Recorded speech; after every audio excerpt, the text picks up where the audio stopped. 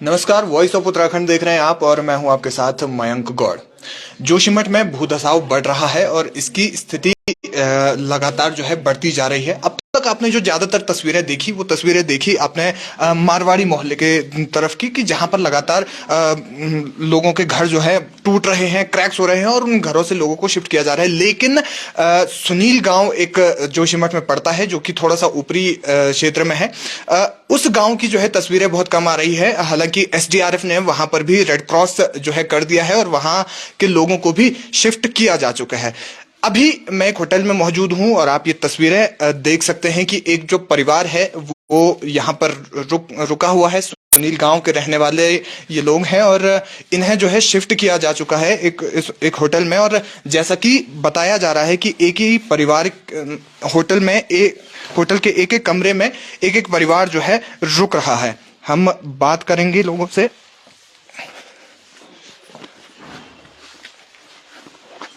Ma'am क्या नाम है? मेरा नाम है मीना चौहान।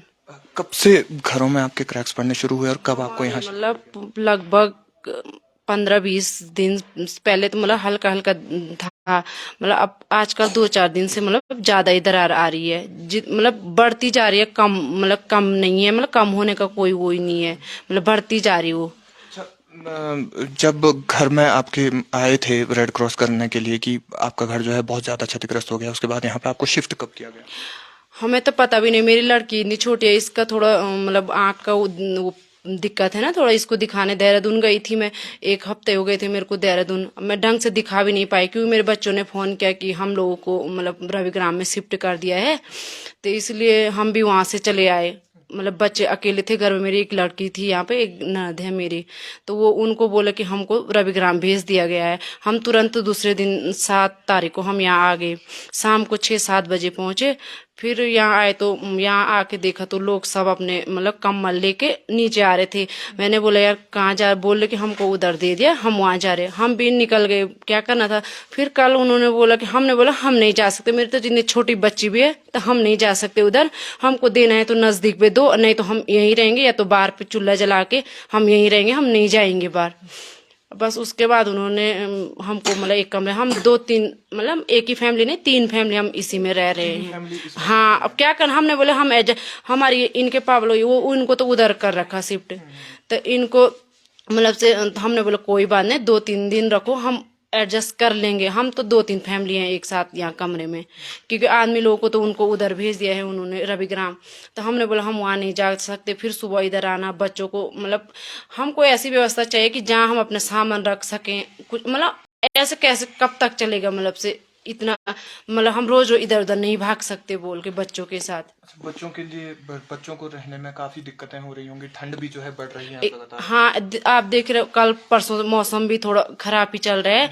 और इतने छोटे मतलब खाने पीने में क्या, कल रात को, कल सुबह, आज तो उन्होंने, हम वो तहसीलदार आ रखे थे हमारे इधर, क्योंकि हमारे इधर कोई मीडिया शासन प्रशासन कोई नहीं है। कल से शुरू मतलब कल आए थे कोई, उन्होंने वो क्या, फिर आज आए 2-4 लोग, तो उन्होंने बोला कि मतलब से तुमको खाना, मैंने बोला हम परसों हमको रात को दिया उन्होंने खाना वो फिर सुबह बोले कि कब जाओगे। हमने बोला हम क्या करेंगे, फिर जाना तो है। आज उन्होंने बताया हमको कि तुम घर नहीं जाओगे, कमरे पे रहोगे। तो मैं हमको अगर रहने के लिए दे देते तो ठीक है, नहीं तो हम सुबह मतलब घर भाग रहे, फिर शाम को बहुत मुश्किल हो रही है। खाने पीने का कैसे मैनेज कर रहे हैं? अब क्या करना, वैसे ही दिक्कत का ये भी बच्चे आज भी उन्होंने बोले कि भूख भूख करके वो दूध लेकर ऐसे बिस्किट ऐसे खिला के ऐसे बैठे हैं। अब खाना पता नहीं मतलब कब, कल भी 9:30 बजे तक हुआ था खाना। तो इस बच्चों ये भी भूख भूख करके वैसे ही, तब उनसे बोल के चलो उन्होंने 2 रोटी मंगा दी, फिर दूध के साथ खिलाया उनको ऐसे ही। तो आप लोग जैसे दिन में हैं तो दिन में अपना खाना वाना बनाना और उनमें क्या करना, ऐसे है कि हम दिन में भी सुबह अपने घर में नाश्ता बनाया, उसके बाद मतलब 10-11 बजे से हम तहसीली में बैठे हैं दिन भर। अभी आए हम शाम को 5-6 बजे, तो 6 बजे के बाद बस सिर्फ बच्चों के लेके सिर्फ तुरंत यहीं निकले। अच्छा, तबीयत भी खराब लग रही है, खांसी हो रही है लगातार, सर्दी जुकाम भी हो रखी है। तो डॉक्टर से कुछ यहाँ पे कुछ नहीं हो पा अब वैसे कुछ मैं नहीं बोला, खुद हम मतलब 1 हफ्ते से देहरादून से मैं परसों पहुंची हूँ यहाँ उसको लेके। और उसके बाद क्या इधर उधर भाग नहीं होगा, बच्चों को देखना कब है। मैंने बोले सुबह 11 बजे से हम वहाँ तहसील में बैठे हैं। अच्छा, जैसे मुख्यमंत्री जो है जोशीमठ आए हुए हैं या फिर इससे पहले भी आए हुए थे, तो उससे लगातार आपसे मिले क्या? हाँ, इधर मिले ही नहीं, बोल रहे थे कि आए थे, हमको तो पता, हमने भी ऐसे ही ये फेसबुक पे ऐसे ही देखा था, मतलब इधर कोई नहीं आए। मैंने बोला आ जाए, वो भी पता नहीं थोड़े नेता लोग ऐसे ही थे होंगे, मतलब कोई वो नहीं आया, सिर्फ आज एक मीडिया वाले आज आए थे सिर्फ, मतलब यहाँ कोई आए ही नहीं है, मतलब इतने दिन से वो हो रहा है तो नहीं आए यहाँ कोई नहीं। तो देखिए कि कितनी सारी दिक्कतें हो रही हैं। बच्चे, क्या नाम है आपका? अनन्या। अनन्या। स्कूल जाते हो? कौन सी क्लास में पढ़ते हो? नर्सरी। नर्सरी में। देखिए कितनी प्यारी बच्ची है, और यहाँ पे मुस्कान जो है अपने आप ही छलक उठती है। और इसके बाद हालांकि कितनी मुश्किलें यहाँ पर हो रही है, ठंड भी लगातार बढ़ रही है। दादी जी, कितनी ज्यादा दिक्कतें हो रही है यहाँ पर? बहुत दिक्कतें हो रही है। मेरी भी पूरी मकान टूट गई, पूरी बर्बाद हो गई। और जैसे नेता नूता आते हम लोगों को तो धक्का मार के ऐसे कि बाहर भेदभाव करते, यहाँ के लोग ऐसे धक्का जो बड़े बड़े लोग रहते वो आ जाते सामने पर, हम लोगों को तो आने नहीं देते, बोलने नहीं देते कुछ भी। और वो भी मैंने परसों हाथ जोड़ा सबको कि हमारी तरह भी आओ, तब आए वो बड़ी मुश्किल से। तब बोला आंटी तुम्हारी वो से आई, हमने तो बिल्कुल नहीं आते कोई हमारे सुई का तो नाम ही नहीं आता, हम बाहर के हैं ना। तो हमने भी जैसे जो गहना गुना थे हमने भी बड़ी मुश्किल से मकान बनाए। देखो हमारे पास तो घर में भी नहीं है रहने के लिए, जीवन भर की कमाई। हाँ जीवन भर की कमाई हमने वही लगाई, अब तो कुछ भी नहीं है। फिर घर में रहने देते नहीं, सुबह जाते हम शाम को बोलते कि भागो भागो, 24 घंटा आ जाते पुलिस वाले, उनकी भी तो ड्यूटी है ना, क्या करें हम। जैसे सीएम साहब सबसे मिलने आ रहे हैं, आप लोगों से एक बार भी मिलने नहीं आए? कोई नहीं आता, न कोई भी नहीं। वो बड़े बड़े कल वो भी आए थे, वो मभारती, तो जैसे हमने कहा हम भी कुछ बोलेंगे तो लोग तो ऐसे घेर के बैठ गए उनको, जैसे हम जा रहे तो ऐसे हमको उधर उधर धक्का मारते। हाँ कि तुम पीछे रहो, तुम ऐसे हैं कि इधर उधर के, तो बोलते कि हमारी मातृभूमि है, हमारी भी तो वो है, हमने भी अपने पैसे लगा रखेंगे कैसे करके बनाए ना वो। हम हमारा भी पूरा जीवन यही, मेरे तो बच्चे यही, वो यही शादी करी तो हमारे भी जीवन पूरा कट गए। तो हम भी ऐसे सोचते कि हमारी माता है ये भी, तो यहाँ के लोग नहीं सोचते, भेदभाव करते हम लोगों में कि ये बाहर वाले हैं। खाने पीने का कैसे कर पा रहे हैं? खाने पीने में तो घर ही में खा के आते ना। तो आज आई मैं यहाँ, कभी बहुत दूर भेजा, उस दिन भी मैंने कहा कि एक तो मन ही नहीं होता खाने का। मैंने तो कल शाम को किसी के घर गई थी, उनके घर में खाया खाना, रात से सुबह से कुछ नहीं खाया। हाँ तो खाने का मन भी नहीं होता, ऐसे मन भर जाता कि क्या करेंगे, कहाँ जाएंगे हम लोग। इतनी गुंजाइश भी नहीं हमारी कि हम मकान बना सकते हैं। लड़का है मेरा बेरोजगार है, वो भी तो कुछ भी नहीं हमारे पास। दुकान भी इतनी छोटी है हमारी, जब सुबह कमाएंगे तब खाते हम रात को। देखिए कितनी मुश्किलें हो रही हैं यहाँ पर रहने में। एक ही कमरे में जो है 2-2 3-3 परिवार जो है उनको रखा जा रहा है, और सरकार जो है मिलने तक नहीं आ रही है। और जब मिलने के लिए आती है तो उसके बाद इस तरीके से व्यवहार करना वाकई चिंताजनक है और दुर्भाग्यपूर्ण भी है कि जिस जोशीमठ में एक आपदा आती है, उस आपदा की जद में वो मासूम लोग आ जाते हैं जिनको इसकी भनक भी नहीं थी, और उसके बाद जब इस तरीके का व्यवहार होता है तो वाकई देवभूमि में ऐसा व्यवहार होना दुर्भाग्यपूर्ण है। क्या नाम है आपका? कनिष्का। कौन स्कूल में पढ़ते हो या कॉलेज में? स्कूल। कौन से स्कूल में? मैं ज्योति विद्यालय। तो स्कूल सभी बंद हैं, चल रहे हैं? अभी बंद है, अभी बंद है। कुछ पता चला कब तक खुलेंगे क्या? अभी तो नहीं। अच्छा, यहाँ पर जैसे रह रहे हो तो कोई दिक्कत वगैरह हो रही है? कितनी हो रही है? अभी तो घर में हम रहते हैं, और घर आजकल वो हमें बार बार, सुबह हम अपने घर जा रहे हैं, शाम को यहाँ आ रहे हैं, तो हम अच्छे से किताबें नहीं पढ़ पा रहे हैं। और परसों से हमारे सेमेस्टर शुरू हो रहे हैं, तो हमने अभी तक कोई तैयारी की नहीं। हम सुबह घर जा रहे हैं, शाम को दर आ रहे हैं, हम पढ़ भी नहीं पा रहे अच्छे से। पढ़ाई लिखाई बिल्कुल नहीं हो पा रही है? स्कूल की तरफ से कुछ बताया कि कब अभी किसी ने कुछ नहीं बताया। अभी तो यहाँ छुट्टी पड़ती है ना, स्कूल 1 महीने की जो छुट्टी है। तो इसके बाद मतलब स्कूल की तरफ से ऐसा भी कुछ है कि आपदा की वजह से बंद है या कुछ? नहीं, अभी कुछ नहीं।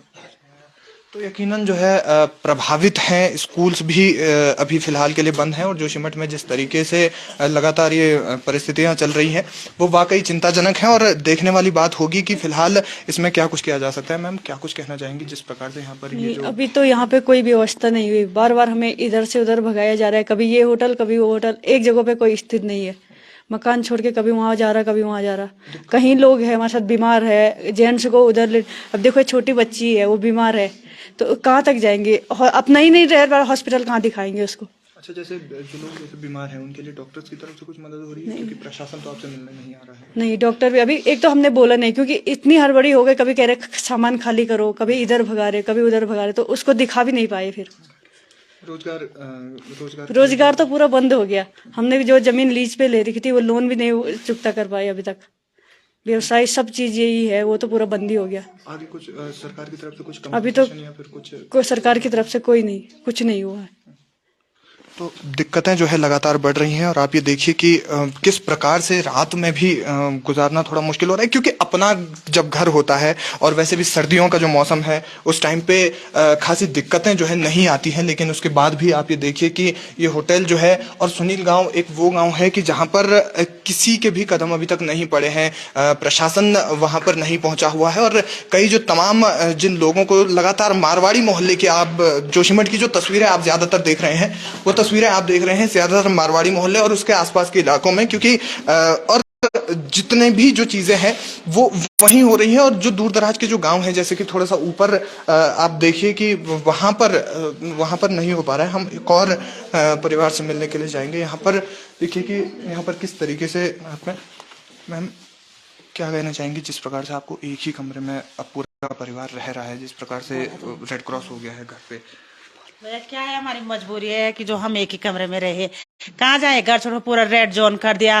कहीं बच्चे भेज रहे, कहीं अपने को भेज रहे, कहीं किसी रिश्तेदार में बच्चे को भेज रहे, कहीं दीदी ने, सब परिवार एक साथ है, मजबूरी में है, हम कहाँ जाए, पूरे रेड मार कर दिया घर पे, मजबूरी है। आप देख रहे कि मौसम कैसा है, ठंड में इतने कड़ाके के ठंड में यहाँ आ रखे अपने आप को, हम अभी 1 साल 2 साल नहीं हुए मकान बनाए हुए और ऐसे बेघर हो गए हम। अब जाए पर जाए कहाँ? अब होटल वाले के यहाँ आने में भी शर्म लग रही कि वो कुछ बोलेंगे तो नहीं, कुछ बोलेंगे तो कुछ समझ में नहीं आ रहा कि अब तो रोना भी नहीं आ रहा भैया, कितना रोए। जिस दिन से हम ऐसे बेघर हो रखे हैं, ऐसा आ रखे कि कहाँ तो अपना कैसा भी बिस्तर हो वहीं पर ज्यादा दे रखा होटल वालों ने हमें, अपने घर से रजाई ला रहे, कम्बल ला रहे, सब चीज ला रहे, पर अब ये समझ में नहीं आ रहा कि कब तक हम ऐसी जिंदगी जिएंगे। न सरकार कुछ फैसला दे रही, न कुछ दे रहे, मतलब कुछ समझ में नहीं आ रहा कि हम क्या करें। सरकार की तरफ से कोई मिलने आया अब तक आपसे? आज कल से आए भैया, एक मीडिया वाले कल आए थे और एक अब आए, जब हम उनको खुद साथ में लेकर आए, नहीं तो हमारी तरफ कोई मीडिया वाला नहीं आ रहा, कोई नहीं आ रहा, हमारे मोहल्ले में कोई आ ही नहीं रहा। हम इतने बेघर हो गए, कहीं अपने हमारे जेंट्स जा रखे, कभी हमारे छोटे छोटे बच्चे हैं अगल बगल में बीमार हैं, ऐसे रात भीड़ तो हो रही ना, और ऐसे जा रहे हम, ऐसे मतलब बेघर जैसे हो गए, हम बेसहारे जैसे हो गए। सरकार हमारी कोई सुन नहीं रहा, आज होगा कल होगा परसों होगा, कब होगा, कुछ तो मिले हमें, कहाँ जाए हम और कब तक रहेंगे हम ऐसे ही। अच्छा, आपको यहाँ पर कब शिफ्ट किया गया? हम 2-3 दिन तो रविग्राम चले गए, वहां से पैदल जाना, पैदल एक दिन तो खुद वो सरकारी गाड़ी में गए, फिर सुबह वापस आए, फिर 2 दिन हमने बोले अपने घर में मरे जो भी होगा हम अपने घर में रहेंगे। फिर उसके बाद कल हमने कहा कि दे रहे तो यहाँ पर, तो कल से हम यहाँ पर है सर, कल से हम यहाँ पर है, पर हम कब तक रहेंगे ऐसे? सवाल तो है मुआवजे वगैरह की बात? कुछ नहीं है सर भैया, अभी तक कुछ मुआवजा नहीं है, कुछ नहीं है, अभी कुछ वो नहीं है, बस ये होटल में रहो, ये होटल में, तो कब तक रहेंगे हम, कब तक हम ऐसे होटल में रहेंगे बेसहारे? ऐसे हो गए ना हम, जैसे नहीं बोलते ना घर के ना घाट के, ऐसे हो गए हमारी जिंदगी की अधूरे में। कुछ समझ में नहीं आ रहा भाई, हम क्या करें, कितना रो यार, रो करके भी क्या करना, कौन रो करके भी तो कोई हमारे नहीं बोलते कि रोना उसके पास है जो आंसू फोज दे, तो अब हमारा कोई आंसू फोजने वाला भी नहीं है, तो किसके पास रोना हमने? हम इतने बेसहारे हो गए, ऐसे होटल में ऐसे आ रहे हमन, अब कुछ समझ में नहीं आ रहा कि हम करे पर करे क्या। खाना पीना तो अब जब वो बुलाएंगे भैया तभी जाएंगे हम, अपना जैसा खाना मिलेगा होटल में जैसा है, अब कौन बना रहा क्या बना रहा तुम भी आप जानते ही हो, पर खा रहे क्या मजबूरी है, ये पेट भूख अभी नहीं रख सकते, फिर सुबह उठ रहे अपने घर जा रहे हैं कि बचा होगा, कुछ हो तो नहीं गया होगा, फिर जा रहे, फिर रह रहे, दिन काट रहे, फिर शाम को यहाँ आ रहे, ऐसा करके क्या जिंदगी कट जाएगी हमारी? बच्चे हैं हमारे साथ ऐसे ला रहे, कहाँ पढ़ाई भी बच्चों की डिस्टर्ब हो रही, ये दिक्कत हो गई हमारी। समस्या है और बहुत गंभीर समस्या है। जिस प्रकार से आप देख रहे हैं कि लोगों से क्या क्या नाम है आपका? बबीता, कौन सी क्लास में पढ़ते हो? 11th। तो स्कूल जो है कैसे कर पा रहे हो पढ़ाई, क्योंकि ऐसे टाइम पे मैनेज कैसे कर पा रहे हो? वो तो अभी तो हम YouTube से पढ़ रहे हैं। टीचर्स भी जो हमारे हैं वो कॉल करके हमारा हालचाल पूछ रहे हैं कि आप लोग सेफ जगह पे हो कि नहीं हो। तो अभी तो हम YouTube से पढ़ रहे हैं। अगर कुछ डाउट आते तो हम अपने टीचर्स को व्हाट्सएप के थ्रू पूछते हैं। तो छुट्टियां जो है चल रही है और उसके बाद जब घर में इस तरीके की, तो यहाँ पर आप कैसे पढ़ पाते हो? इसके बाद मतलब YouTube से ही पढ़ पाते हो, लेकिन कैसे पढ़ पाते हो? पढ़ाई मैनेज कैसे कर सकते हो? जब अभी तो फिलहाल अभी हम लगभग रात के 7-8 बजे तो हम यहाँ पे आ जाते हैं सोने के लिए। फिर सुबह लगभग हम 6-7 बजे चले जाते हैं और फिर घर का काम करने के बाद 10 बजे से मैं पढ़ने लग जाती हूँ। फिर 12-1 बजे तक हम पढ़ लेते हैं। फिर थोड़ा सा रेस्ट वगैरह किया, फिर जब यहाँ आते उससे 1-2 घंटा पहले थोड़ा पढ़ लेते हैं। लेकिन क्या वैसी पढ़ाई मिल पाती है जैसे प्रॉपर स्कूल? नहीं, वैसे तो नहीं मिल पाती है, क्योंकि हो ही नहीं पाता है। फिर कोई अगर आ जाता है, कभी मान लो कोई तहसील से आ जाता है, कोई मतलब कोई बड़ा ऑफिसर आ जाता है और फिर डिस्टर्ब हो जाती है। फिर कभी कोई मेहमान आ जाता है, फिर 1000 फोन आते हैं इस पे, तो डिस्टर्ब हो जाती है थोड़ी पढ़ाई। तो यकीनन मुश्किल घड़ी है और ये मुश्किल घड़ी कब तक रहेगी, इसका जवाब ना तो शासन के पास है ना ही प्रशासन के पास है। कई सवाल यहाँ पर है, लेकिन एक सवाल जो जोशीमठ की जनता लगातार पूछ रही है कि इतनी बड़ी त्रासदी की जिम्मेदार कौन?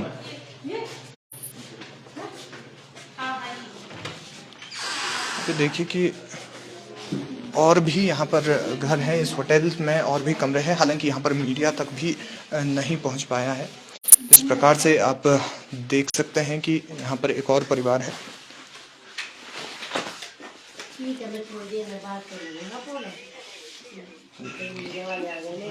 और मुश्किल है, लेकिन इस वक्त किस प्रकार से रह रहे हैं, क्या परिस्थिति है, वो वाकई चिंताजनक है। कई सवाल जो है उमड़ रहे हैं। क्या कहना चाहेंगी आप इस प्रकार से घर को छोड़ करके आप होटल में? हमें यही तो, अपना घर तो घर ही होता है सर, ऐसे ही ऐसा रहना पड़ रहा हमको। 2-2, 3-3 परिवारों को एक ही रूम में रुकना पड़ा। ये अच्छा लग रहा हमको, घर तो घर ही होता है। तबीयत भी खराब लग रही है आपकी? और हाँ, बुखार आ रहा है, मेरी तबीयत भी खराब हो तो रही है। डॉक्टर्स वगैरह कुछ नहीं कर पा रहे हैं? नहीं नहीं, अभी तो कुछ भी नहीं किया। अच्छा, सरकार की ओर से कोई मिलना है आपसे? नहीं, ऐसा तो क्या भी कुछ, क्या व्यवस्था यही है कि जरा होटलों में जगह दे रहे हैं, और क्या व्यवस्था है अभी? तो व्यवस्थाएं जो है लगातार, व्यवस्था तो ये होती ना कि जैसे अगर हम इतने परेशान हैं, गाड़ी दे दिया कि चलो यार तुम्हारा सामान अपने जहाँ भी रहना है वहाँ भेज देते हैं। ऐसी परेशानी से तो कहीं पे हम कमरा लेके उसमें तो रह सकते थे। अब ये अच्छा लग रहा, अब रात को यहाँ आ रहे, घर छोड़ के फिर सुबह भाग रहे हैं यहाँ से अपने कमरों में, फिर वहाँ जा रहे हैं। फिर कितनी परेशानी है हमको। छोटे बच्चे हैं हमारे, कोई कहीं भेज रखा हमने, कोई कहीं भेज रखा, अपने हम यहाँ पड़े हैं। तो आपको शिफ्ट कब किया गया यहाँ पे? हमको परसों से किया गया यहाँ। रोजगार में क्या साधन? रोजगार तो यह है कि चलो हो ही रहा, हमारा तो ये भी जेबी में है। जब किराएदार थे वो, अब तो कहाँ से होगा किराएदार भी, वो भी जब मकानी चले गई तो फिर कहाँ से होगा। अच्छा, बच्चों की पढ़ाई वगैरह का? हाँ, वो देहरादून में पढ़ते हैं। तो परेशानी ये है ना कि कहाँ घर था कहाँ क्या, आज हम सब जगह से लटक गए हैं। सरकार की तरफ से कुछ मुआवजे की बात हुई या फिर कोई आपसे मिलने आया? अभी तो कुछ नहीं हुआ, उसके बारे में तो हमें कोई डिस्कस नहीं किया किसी ने भी। तो कुछ जैसे नहीं। सीएम साहब आ रखे हैं, इससे पहले भी आए हुए थे, वो आप जी, लोगों जी। से मिलने आएंगे? जी नहीं आए, वो तो हमको तो पता नहीं। वो तो जहाँ मंत्री होंगे, बड़े बड़े नेता होंगे, वहीं तो जाएंगे वो, हमारे पास क्यों आएंगे? सरकार की ओर से कोई और तो ऐसा तो कुछ भी नहीं है। नहीं, ऐसा नहीं सर। हाँ, तहसीलदार तो आए थे यहाँ जो। तहसीलदार साहब आए थे? जी जी। क्या जानने की कोशिश कर रहे हैं? क्या आश्वासन दे रहे हैं? अभी तो क्या आश्वासन देंगे वो, ऐसे पर वही है कि तुम अपने भाई होटल कर रखे उसमें चले जाओ। भाई यही है कि जो करक इतने समय से जो रखा वो वहां पे फेंक रखा, जब वही सामान नहीं, हम तो किसमें, अब हमें से यही थोड़ी नहीं मिलेगा हमको ऐसा। अपना घर अपना सामान तो सामान ही है। खून पसीना की कमाई हमने आर्मी में थे, पूरे उसी में लगाए घर में, वो 32 साल की कमाई पूरी उसी में गया। हाँ, पूरी बॉर्डरों पर रह के इतना वो किया कि हाँ मेरा घर बनेगा, आज इतना बनाएंगे, बच्चे हैं ऐसा रखेंगे, रिश्तेदारी होगी, इन बच्चों के लिए चाहिए वो। घर में क्या नहीं होता है, अपने काम की चीज तो जोड़ रखी होगी हमने ऐसी। तो हमें ऐसे अफवाहों के साथ ऐसा हो गया, कभी बॉर्डर पे मरो, कभी ऐसा मरो, हो तो गया। न उनके बच्चों की कदर, न उनकी कदर। अच्छा, आर्मी से हैं फिर भी सरकार में? नहीं, कुछ नहीं है, नहीं। यकीनन बड़ा मुश्किल है, क्योंकि सवाल जो है काफी उमड़ रहे हैं, लेकिन सवाल सिर्फ सवाल ही बन करके रह जा रहे हैं, इसका कोई जवाब नहीं दे रहा है। सर, क्या कहना चाहेंगे इस पूरे मामले के ऊपर, क्योंकि जिस प्रकार से घर टूटना, घर दरकना और उसके बाद से होटल में शिफ्ट किया जाना कितना मुश्किल है? सर, कंडीशन तो यहाँ पे बहुत खराब हो चुकी थी आज से 6-7 महीने पहले। किसी ने यहाँ पे संज्ञान नहीं लिया। हमारे यहीं पे बगली पे मकान, 2-3 मकान में पानी पहले से निकल गया था, तो हमने उसकी कंप्लेंट नगर पालिका में किया। नगर पालिका वाला आया, ऐसे घूम के चला गया वो। उसके बाद हमने नीचे तहसील में कंप्लेंट किया, वहां से भी कोई नहीं आया। पूरा टूट फूट यहाँ पे माने पानी पहले से ही निकलना शुरू हो चुका था, किसी ने संज्ञान नहीं लिया। अभी संज्ञान अभी इसलिए लिया क्योंकि अभी बड़े बड़ों को खतरा हो गया। बड़े बड़े होटल चिपक गए, नीचे प्राइवेट कंपनी जेपी कंपनी है नीचे में, वहां हुआ, तब जाके सरकार थोड़ा संज्ञान में आई। उससे पहले तो आम आदमी को यहाँ पे कोई पूछ ही नहीं रहा। जैसे 6-7 महीने पहले आप बता रहे हैं ये सब शुरू हो गया, उसके बाद मैंने सर 2 बार मकान रिपेयर कर दिया। मैंने क्या, बहुतों ने यहाँ पे 2-2, 3-3 बार हर किसी ने अपना अपना मकान रिपेयर कर दिया यहाँ पे, लेकिन फिर उसकी कंडीशन वैसी की वैसी हो रही, दरार बढ़ रही है उसकी। जो रिपेयर कर रहे हैं वो फिर खत्म हो जा रहा है वो। तो अभी सरकार आई, सरकार ने क्या क्या बोले, कमरा खाली करो। सर, अब जिंदगी भर की कमाई आदमी ने लगा रखी है, तो वहां पे उसकी प्रॉपर्टी भी तो जोड़ रखी होगी, सामान भी तो होगा। अब कहाँ रखेगा उसको? जो भी आ रहा है बोला कमरा खाली करो। अभी आ रहे हैं उधर, बोला इसको सील कर दो, रास्ता ब्लॉक कर दो। अबे जाएगा कहाँ आदमी? पहले ये तो करो भाई कि आदमी रहेगा कहाँ पे। अब खाली ठीक है, शाम को तुमने होटल में रख दिया, वहां कोई वहां देख रेख करने वाला नहीं है, सामान पूरा बाहर है। अब कोई अगर चला गया रात को, सब ओपन है, तो उसकी देख रेख कौन करेगा? कोई नहीं। वहां से आ गया, बोला होटल में चले जाओ, कोई यहाँ, चलो हम तो यहाँ पे नजदीक में है, कहीं तो बहुत सारे दूर दूर जा रखे, न जाने का कोई सुविधा, न आने की कोई सुविधा, बस अपना जाओ आओ, बस पड़े रहो ऐसे। आप तो आर्मी रिटायर्ड हैं? मैं रिटायर हूँ अभी, मैं जेबी कंपनी में हूँ नीचे। तो मैंने अभी इसी आपदा की वजह से छुट्टी ले रखी है ना। 30 साल मैंने फौज के अंदर नौकरी की, हर जगह पता ही है आपको कि फौज में कहाँ कहाँ नौकरी होती है ना। इतना कष्ट, कारगिल लड़ाई में कैजुअलिटी हूँ मैं, अवार्ड है मेरे पास। कारगिल 99 की, उसमें दराज सेक्टर में थे हम लोग।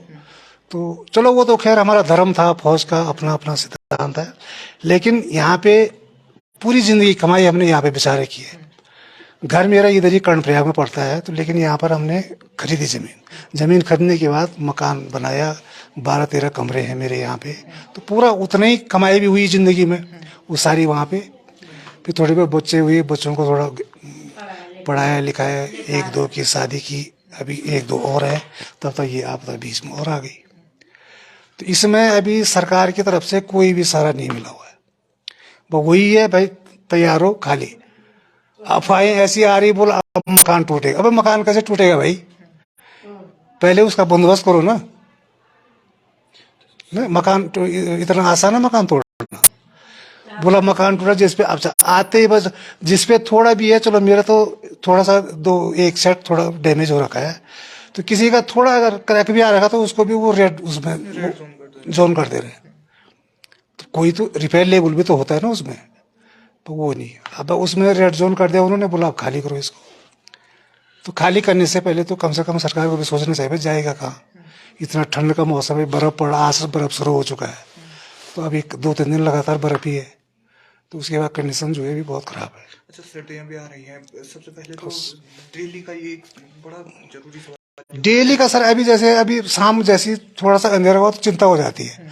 अब उधर NDRF की टीम आ जा रही, पुलिस की टीम आ जा रही, वो हल्ला गुल्ला करके डंडा डुडा बजा रहे हैं, फिर उधर से आदमी घर छोड़ के आ जा रहा है। भोजन को कैसे मैनेज कर रहे हैं? अब भोजन सर अभी शाम के लिए, अभी तो हम इधर को आ गए, अब उधर भी थोड़ा अपना घर में थोड़ा, तो दिन में तो तकरीबन अभी सभी छोड़े जा रहे हैं अपने अपने घरों में, लेकिन शाम को अभी वो पुलिस की पेट्रोलिंग घूम जाएगी पूरे उसमें, तो बाकी फिर अपने अपने होटलों में, फिर सवेरे अंधेरे में 5-6 बजे हम अपना घर को निकल जाएंगे। तो कंडीशन जो है बहुत खराब हो रखी है सभी में, और सरकार की तरफ से अभी तक कोई भी आश्वासन मुआवजे के लिए कुछ नहीं, कोई मुआवजा का अभी नाम ही नहीं है कहीं भी। अच्छा, सरकार कह रही है कि अब जो है 1.5 लाख रुपए दिया जाएगा, तो मतलब वो भी सुनने में आ रहा सर, खाली अभी आज ही पता चला इसका भी। यहाँ पे ये मीडिया लोग भी आए थे यहाँ पे आए थे यहाँ पे, तो उन्हीं के थ्रू पता चला कि जो शिफ्ट करना चाहता है तो तकरीबन 50,000 शायद उसके लिए है, और उसके बाद 1 लाख रुपए ऐसे दे रहे। अब है ये हवा है ये क्या है, लेकिन जब तक मिला नहीं तब तक तो मुश्किल है ना। तो अब देखते हैं आगे क्या होता है। सवाल काफी ज्यादा हैं, ऐसे कई सवाल हैं जो अहम हैं, जो सरकारों से पूछे जाने चाहिए, प्रशासन से पूछे जाने चाहिए, लेकिन उनका जवाब जो है एक ही मिल रहा है कि हमारे पास कोई जवाब नहीं है। आगे क्या होगा, कब तक इन्हें यहाँ पर रहना पड़ेगा, इसका भी कोई जवाब नहीं है।